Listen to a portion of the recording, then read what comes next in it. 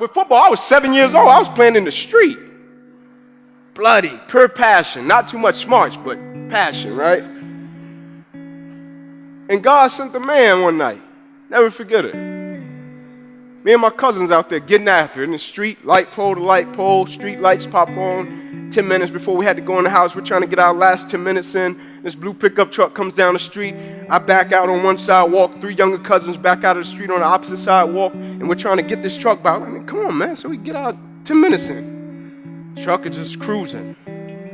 He's looking at us, we looking at him. He pulls on the sidewalk. I'm like, oh, here we go. He gets out of the truck, first white guy we'd ever saw in our neighborhood. Every drug dealer on the corner took off running, automatically assumed he's a cop, right?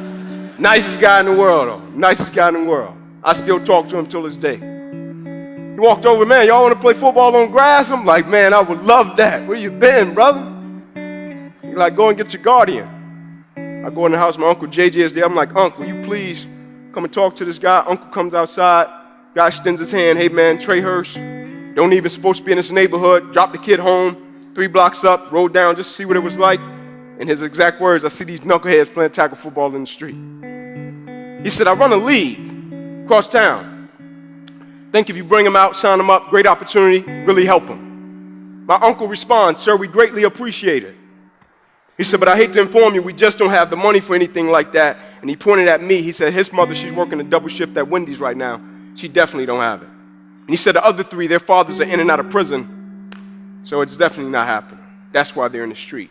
Coach, without any hesitation, says, I tell you what, you bring them to the park tomorrow, I'll pay for it. Didn't even see us play. He just see us out there tossing the ball around, and he turned his truck up, and he just seen some kid, meaning he didn't see no moves, he didn't see my little spin off, he didn't see none of that, right?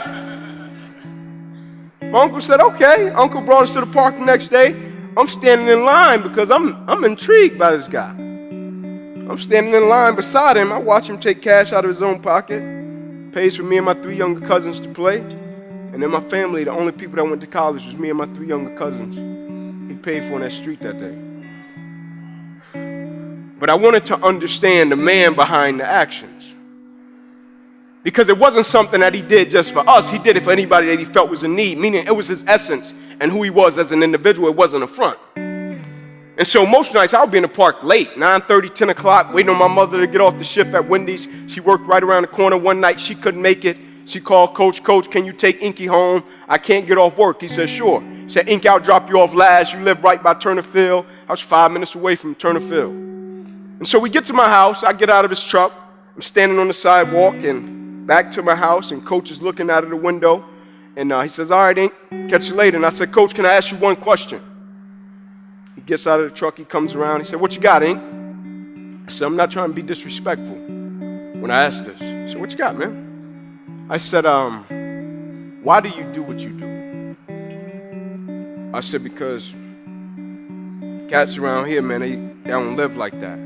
Like it's always a catch-22. When they do something for you, it's not genuine, it's not pure. And I said, why do you live your life that way? And he said to me, son, I'm going to tell you something. And he said, I don't want you to ever forget it. And in his simplicity, it was yet profound when he said to me, as long as you make sure that somebody else's life is okay, he said, God will make sure that your life is okay. And he got in his truck and he left. And the way I processed it was, as long as everything I aspire to get, everything I want, everything I'm connected to, and everything I'm a part of, as long as the purpose is always greater than me, I'll be fine. In other words, as long as I'm on a mission, like dreams and all that, that's cool, but dreams is what I want to do. My mission is what God has put me on this earth to do. And so if I'm connected to my mission, God will find a way to maneuver me through certain situations to get me to my destination to accomplish the mission that he has for my life.